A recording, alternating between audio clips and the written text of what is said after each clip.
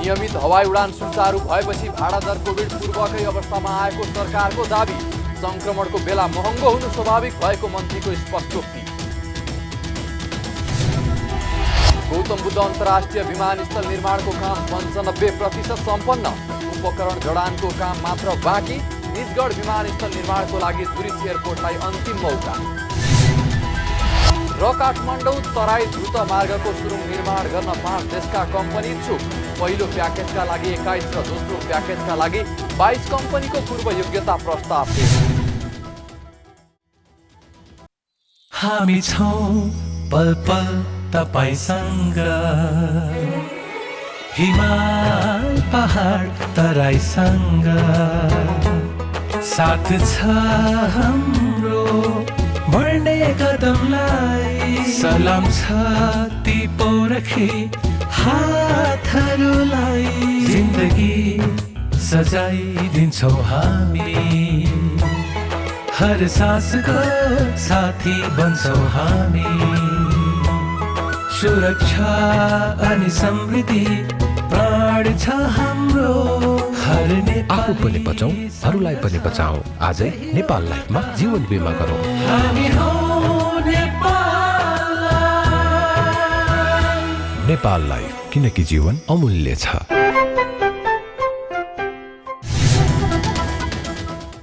नमस्कार, कारोबार समाचारमा स्वागत छ। अब समाचार विस्तारमा। सरकारले नियमित हवाई उडान सुचारू भएपछि विमान कम्पनीहरूले भाडा दर कोभिड पूर्वकै अवस्थामा ल्याएको दाबी गरेको छ। नियमित उडान खुला भए पनि विमान कम्पनीहरूले खर्च धान्न नसक्ने भन्दै चार्टर उडानको भन्दा बढी भाडा लिएर टिकट बिक्री गरिरहेको गुनासो आइरहेका बेला संस्कृति पर्यटन तथा नागरिक उड्डयन मन्त्रालयले नियमित उडान सुरु भएपछि भाडा दर कोभिड पूर्वकै स्थितिमा आइसकेको दाबी गरेको हो। आइतबार बसेको प्रतिनिधि सभा अन्तर्गतको अन्तर्राष्ट्रिय सम्बन्ध समितिको बैठकमा मन्त्री भट्टराईले नियमित उडान हुनुभन्दा पहिला कार्गो बाहेक एकतर्फी मात्र यात्रु बोक्नुपर्ने अवस्था भएको कारण केही महँगो भएको स्वीकार गर्दै हाल त्यस्तो अवस्था नरहेको बताउनुभयो। उहाँले भाडा दर घटाउँदा नेपाल वायु सेवा निगमलाई नै भार पर्ने भएकाले अध्ययन गरेर नै भाडा दर निर्धारण गरेको समेत स्पष्ट पार्नुभयो। उहाँले संक्रमणको मौका छोपी कालाबजारी गर्ने विमान कम्पनीलाई भने स्पष्टीकरण लिएको बताउनुभयो। पछिल्लो दिनमा अब नियमित उडानहरू सुरु भएपछि उनीहरूले भाडा दर स्वत घटाएका छन्, अथवा हिजो कोभिड पूर्वको जुन स्थिति हो त्यो स्थितिमा क्रमशः आइसकेको छ भाडा दर। तर नियमित उडान हुनुभन्दा पहिले जति पनि चार्टर फ्लाइटहरू भए, उद्धार फ्लाइटहरू भए, त्यसमा केही भाडा चाहिँ महँगो भएकै हो। किनकि त्यति बेला प्यासेन्जर एकतर्फी मात्रै थियो, अर्कोतिर प्यासेन्जर मात्रै बोक्नुपर्ने थियो, कार्गो थिएन र व्यावसायिक उडानहरू भएको हुनाले त्यस कुरालाई सरकारले पनि धेरै बलजफ्ती गर्ने कुरा चाहिँ थिएन। अब एकदमै घटाउनु भनेको फेरि पनि नेपाली एयरलाइन्सलाई नै त्यसको भार बोक्ने हो हैन। कि त हामीले भन्नु पर्यो नेपाली एयरलाइन्सले भार बोक्नु भनेको सरकारले फेरि नेपाली एयरलाइन्सलाई अनुदान दिने कुरा नै हो, कि त हामी त्यसरी जानु पर्यो हैन। नेपाली एयरलाइन्सले अपरेसन कस्ट नउठिकन त उसले गर्न सक्दैन हैन। कमसेकम अपरेसन कस्ट उठाउनुहोस् र कर्मचारीलाई तलब पुग्नेसम्मको लिनुहोस्, हामी यति भने हो। त्यसो भन्दाखेरि लगभग हामीले नै भाडा दर निर्धारण गरेको र त्यसमा नै नेपाली एयरलाइन्स र हिमालय एयरलाइन्सले उडान गरेका छन्। अब ब्ल्याकमा टिकट बेच्ने, त्यसपछि अब मैले एउटा नोटिस देखेको थिएँ मलेसियाको जोरबारुको कुनै ट्राभल एजेन्सीले नेपाली एयरलाइन्सले तोकेको भन्दा 3 गुणा भाडा तोकेर चाहिँ उसले टिकट बेचिरहेको सूचना हामीले पायौँ। त्यसपछि मैले त्यहाँको हाम्रो एम्बेसीलाई खबर गरेँ, त्यस्तै दुबईमा अरू ठाउँमा पनि। त्यसो हुँदा एम्बेसीहरूले पनि त्यसमा निगरानी गर्नुभयो, अनुगमन गर्नुभयो र सकेसम्म कन्ट्रोल गर्ने कोसिस हामीले गरेका छौँ। र अबको दिनमा यो भाडा दर त्यति समस्या छैन, अब क्रमशः यो एउटा नर्मल पोजिसनमा आइ नै राखेको छ। यसअघि बैठकमा सत्तारूढ नेपाल कम्युनिस्ट पार्टी नेकपाका सांसदहरूले नै विदेशमा अलपत्र परेका नेपाली नागरिकको उद्धारमा ढिलाइ गरेको तथा भाडा दर महँगो लिने विमान कम्पनीलाई कारबाही गर्न सरकारले ध्यान नदिएको भन्दै आलोचना गरेका थिए। पूर्व प्रधानमन्त्री एवं नेकपाका वरिष्ठ नेता माधव कुमार नेपालले संक्रमणको बेला विमान कम्पनीहरूले जथाभावी मुनाफा लिन नहुने भन्दै विज्ञ मार्फत भाडा दर अध्ययन गर्न सरकारलाई आग्रह गर्नुभयो। साथै उहाँले मुलुकमा विमानहरू चाहे जति भए पनि स्वदेश फर्कने र विदेश जाने नागरिकको सधैँ भिड लाग्ने गरेका तर्फ ध्यानाकर्षण समेत गराउनुभयो। कोभिड-19 को कारणले गर्दाखेरि नेपालीहरू स्वदेशमा आउने या स्वदेशमा विदेशमा जाने लाइन लागेको छ, जबकि चाहिँ हामीसँग विमानहरू जति पनि छन् ती विमानहरू चाहिँ त्यसले चाहिँ किन बोक्न सकिरहेको छैन। मुनाफा र घाटाको कुराको सन्दर्भमा अरू बेलाको जस्तो मुनाफा धेरै कमाउने होइन, सिधै भन्नुपर्छ मार्जिनल प्रफिटभन्दा बढ्ता विमान कम्पनीहरू कमाउन पाउँदैन। त्यो हिसाब किताब गर्नका लागि नेपालमा कुनै अर्थशास्त्रीको कमी छैन, एकाउन्टका निम्ति जानकार नभएका व्यक्तिहरू छैनन्, न ती व्यक्तिहरूलाई राखेर कति हुनसक्छ मार्जिनल प्रफिट, त्यो प्रफिटभन्दा बढी नदिने र बिचमा कसैले पनि कमिसनको लोभ गरेर त्यस्तो गर्छ भने त्यसलाई छुट नदिने कुरामा ध्यान जानु पर्यो। र त्यहाँ नेपालीहरू जुन लाइन लागेर विभिन्न मिसिनहरूमा नेपाल आउनका लागि तालिएका छन्, त्यसैलाई छिटो ल्याउन र विदेशमा फेरि कामको मौका पाइसकेपछि जानका लागि चाहिरहेका छन्, उनलाई छिटो पुर्याउने कुरामा सरकारले अतिरिक्त कदमहरू चालोस्। टाइम बााउन्ड छ भने बरु आफ्नो विमानले सक्दैन भने अरू विमान कम्पनीलाई पनि आग्रह गरेर त्यो नीति अवलम्बन गरेर जानलाई भन्नुपर्ने काम गरौँ भन्ने कुरामा मैले जोड दिन खोजेँ। संस्कृति पर्यटन तथा नागरिक उड्डयन मन्त्रालयका अनुसार सन् 2020 को 24 मार्चदेखि हिजो शनिबारसम्म उद्धार, चार्टर र कार्गो उडान गरी कुल 1062 वटा उडान मार्फत करिब 1 लाख नागरिक स्वदेश फिर्ता भएका छन्। यस्तै करिब 40,000 नागरिक विदेश उडान गरेका छन्। संस्कृति पर्यटन तथा नागरिक उड्डयन मन्त्री योगेश भट्टराईले गौतम बुद्ध अन्तर्राष्ट्रिय विमानस्थल निर्माणको काम 95% सम्पन्न भएको जानकारी दिनुभएको छ।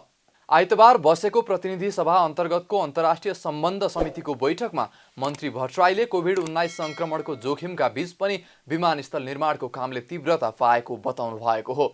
उहाँले हालको अवधिमा 95% भौतिक निर्माण भएको विमानस्थलमा केही उपकरण जडान लगायत प्राविधिक काम मात्रै बाँकी रहेको जानकारी दिनुभयो। उहाँले प्राविधिक कामका लागि अमेरिका, चीन, अस्ट्रेलिया र थाइल्यान्डबाट प्राविधिकको टोली ल्याउनु पर्ने भएकाले मुलुकभित्र कोरोना संक्रमण उच्च दरमा बढ्दै गएको कारण केही ढिलो भएको बताउनुभयो। अब बिस्तारै टोली आउने अवस्थामा रहेको भन्दै चीनका केही प्राविधिकहरूको भिसा प्रक्रिया सुरु भइसकेको समेत जानकारी दिनुभयो। मन्त्री भट्टराईले उपकरण जडानको काम सुरु भएको 2.5 महिनाभित्र निर्माणको काम सम्पन्न हुने र त्यसको करिब 2.5 महिना विमानस्थलको प्रमाणीकरण लगायतको काम सम्पन्न भएपछि व्यावसायिक उडान सुरु हुने समेत जानकारी दिनुभयो। गौतम बुद्ध विमानस्थलको चर्चा मान्य सहजीले पनि गर्नुभयो र मान्यज्यूहरूले पनि गर्नुभयो। 95% त्यसको भौतिक प्रगति पुरा भएको छ।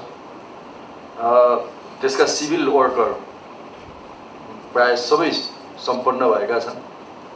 अब केही इक्विपमेन्टहरूको जडान गर्ने काम बाँकी छ। त्यसको जनशक्ति, प्राविधिक जनशक्ति बाहिरबाट आउनुपर्ने छ। मूलतः चाइनाबाट, अमेरिकाबाट, अस्ट्रेलियाबाट र थाइल्यान्डबाट आउनुपर्छ र त्यसको जिम्मा पाएको कम्पनी भनेको एरोथाई हो। र उसको ठेक्का हो त्यो अरू चाहिँ इक्विपमेन्टहरूको इन्स्टलेसन गर्ने काम उसले गर्छ। तर उनीहरू कोभिड-19 हाम्रो देशमा प्रत्येक दिन बढिरहेको तथ्याङ्क सबैले देखेकै छ। त्यसैले उनीहरू आउनलाई त्यति उत्सुकता देखाएका छैनन्।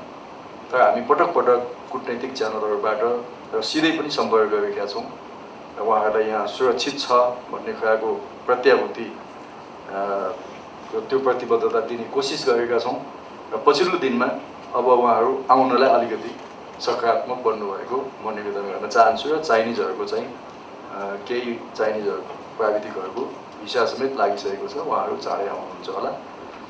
अहिले अब हाम्रो काम गौतम बुद्धमा ठ्याक्कै भन्ने हो भने करिब 2.5 महिनाको काम बाँकी छ। यदि यो प्राविधिक जनशक्ति आउने हो भने 2.5 महिनामा एयरपोर्टको सम्पूर्ण काम कम्प्लिट हुन्छ र त्यसपछि अर्को 2-2.5 महिना चाहिँ हामीलाई एयरपोर्टको सर्टिफिकेसन र त्यसको तयारीको निम्ति लाग्छ। निर्माणको मुख्य ठेक्का पाएको चिनिया company north west civil construction group limited चाइनाले बन्दाबन्दीको अवधिमा पनि धमाधम काम गरिरहेको छ। आयोजनाको अनुसार अब विमानस्थलको टर्मिनल भवनभित्र उपकरण जडानको काम बाँकी छ। पछिल्लो पटक सन् 2020 को मार्च महिनासम्मका लागि विमानस्थलको निर्माण अवधि थपिएको थियो। यस्तै पर्यटन मन्त्री भट्टराईले दोस्रो अन्तर्राष्ट्रिय निजगढ विमानस्थल निर्माणका लागि लगानी बोर्डले छनौट गरेको जुरिच एयरपोर्ट इन्टरनेसनल कम्पनीलाई अन्तिम मौका दिएको समेत जानकारी दिनुभएको छ। बोर्डले मिति तोकेको सेप्टेम्बर 30 सम्म जुरिचलाई विस्तृत आर्थिक प्रस्ताव पेश गर्न समय दिएर प्रस्ताव माग गरेको थियो। तर लगानी बोर्डलाई प्रस्ताव पेश नगरेपछि विमानस्थल निर्माणको काम अन्योलमा देखिएको छ। मन्त्री भट्टराईले अब जुरिचले प्रस्ताव पेश नगरे उसको च्याप्टर क्लोज गरेर कुन मोडालिटीमा जाने भन्ने बारे छलफल गर्ने स्पष्ट पार्नुभयो। लगानी बोर्डले जुरिच अन्तर्राष्ट्रिय विमानस्थललाई यसमा छनौट गरेको थियो र उहाँहरूसँग 2-3 राउन्डको प्रस्ताव आदान प्रदान पनि भयो र अहिले उहाँहरूलाई अन्तिम मौका दिएको छ। अब यो अन्तिम मौका दिएको समयमा उहाँहरू आउनु भएन, यसमा उहाँहरूले इच्छा जाहेर गर्नु भएन भने उहाँहरूसँगको च्याप्टर क्लोज हुन्छ। त्यसपछि नयाँ च्याप्टरमा हामी जानुपर्छ। त्यो त्यहाँ जाँदाखेरि फेरि हामीले पिपिपी मोडलमा देश अथवा विदेशको अन्तर्राष्ट्रिय लगानी खोज्ने कि सरकार आफैले यसमा लगानी गर्न सक्ने स्थिति बनाउने हो। यी दुईटा विकल्प हुन्छन्। यी दुईटा विकल्पमा हामी त्यो बेला छलफल गर्छौँ र यसका अरू तयारीका काम भने अलि सुस्तता छन्। जुरिचले 29 सेप्टेम्बरमा नै इमेल मार्फत जानकारी गराउँदै कोभिड-19 का कारण एभिएसन क्षेत्रमा ठूलो प्रभाव परेको सोही कारण बोर्डले तोकेको समयमा प्रस्ताव पेश गर्न नसकेको जानकारी गराएको थियो। सरकारले सार्वजनिक निजी साझेदारी पीपीपी मोडलमा जुरिच कम्पनीलाई विमानस्थल निर्माणको लागि प्रक्रिया अगाडि बढाएको थियो। काठमाडौँ तराई द्रुत मार्ग आयोजनामा पर्ने सुरुङ मार्ग निर्माणका लागि 5 मुलुकका कम्पनी इच्छुक देखिएका छन्। नेपाली सेनाद्वारा निर्माणाधीन द्रुत मार्गमा पर्ने 3 सुरुङ मार्ग निर्माणका लागि 5 वटा मुलुकका कम्पनीले पूर्व योग्यता प्रस्ताव पेश गरेका हुन्। कुल 6.41 किलोमिटर सुरुङ मार्ग निर्माणका लागि आह्वान गरिएको बोलपत्रमा पहिलो चरणको प्याकेजका लागि 21 र दोस्रो चरणको प्याकेजका लागि 22 कम्पनीले बोलपत्र प्रस्ताव पेश गरेका हुन्। पहिलो प्याकेजका लागि प्रस्ताव पेश गरेका 16 कम्पनीले तेस्रो प्याकेजका लागि समेत प्रस्ताव पेश गरेका छन्। सेनाले आह्वान गरेको बोलपत्रको पूर्व योग्यता केही दिन अघि मात्रै खोलिएको थियो। सेनाले सुरुङ मार्ग निर्माण कार्यलाई 2 वटा प्याकेजमा विभाजन गरेर प्रस्ताव माग गरेको थियो। पहिलो प्याकेजमा महादेव डाँडादेखि छोक्रे डाँडासम्मको एउटा 3.35 किलोमिटरको तथा दोस्रो प्याकेजको लागि 2 वटा सुरुङ मार्ग छोक्रे डाँडादेखि धोखोलासम्म 1.63 किलोमिटरको र धोद्रे खोलादेखि लेन डाँडासम्मको 1.42 किलोमिटरको लागि प्रस्ताव माग गरेको थियो। अब मापदण्ड पूरा गरेको निर्माण कम्पनीहरूको मूल्याङ्कन गरेर बोलपत्र मूल्याङ्कन समितिले करिब 2 हप्ताभित्र चरणको नाम सूचीकृत गर्ने सेनाले जनाएको छ। पूर्व योग्यता छनौट गरी तोकिएको सीमामा कम्पनी छनौट गर्न समय लाग्ने भएकाले सुरुङ मार्ग निर्माणका लागि इच्छा जाहेर गर्ने कम्पनीको प्रारम्भिक सूची सार्वजनिक गर्नुअघि सुरुङ मार्गको डिजाइन तयार हुने समेत सेनाले जनाएको छ।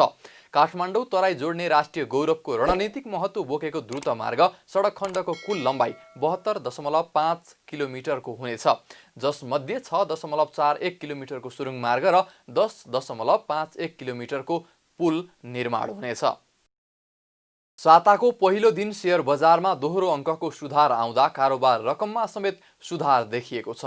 आइतबार शेयर बजार मापन गर्ने नेप्से परिसूचक 14.71 अङ्कले बढेर 1585.75 अङ्कमा रोकिएको हो। ठूला कम्पनीको कारोबार मापन गर्ने सेन्सिटिभ इन्डेक्स 2.19 अङ्कले बढेर 312.35 अङ्कमा रोकिएको छ।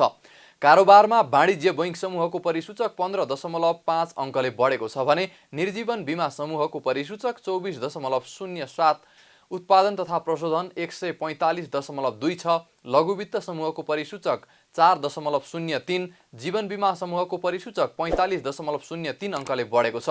यो दिन बैंकिङ समूहले साथ दिँदा बजारमा दोहोरो अङ्कको सुधार देखिएको हो।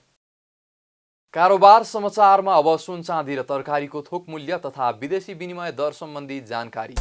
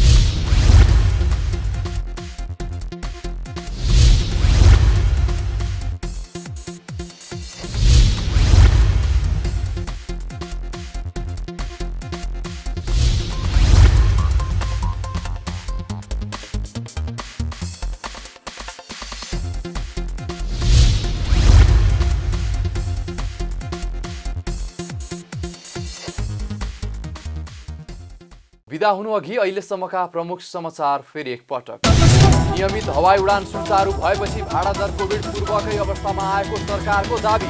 संक्रमणको बेला महँगो हुनु स्वाभाविक भएको मन्त्रीको स्पष्टोक्ति। गौतम बुद्ध अन्तर्राष्ट्रिय विमानस्थल निर्माणको काम 95% सम्पन्न। उपकरण जडानको काम मात्र बाँकी। निजगढ विमानस्थल निर्माणको लागि जुरिच एयरपोर्टलाई अन्तिम मौका। र काठमाडौँ तराई द्रुत मार्गको सुरुङ निर्माण गर्न 5 देशका कम्पनी इच्छुक। पहिलो प्याकेजका लागि 21 र दोस्रो प्याकेजका लागि 22 कम्पनीको पूर्व योग्यता प्रस्ताव पेश। कारोबार समाचार सकियो। हामीलाई बिदा दिनुहोस्। नमस्कार।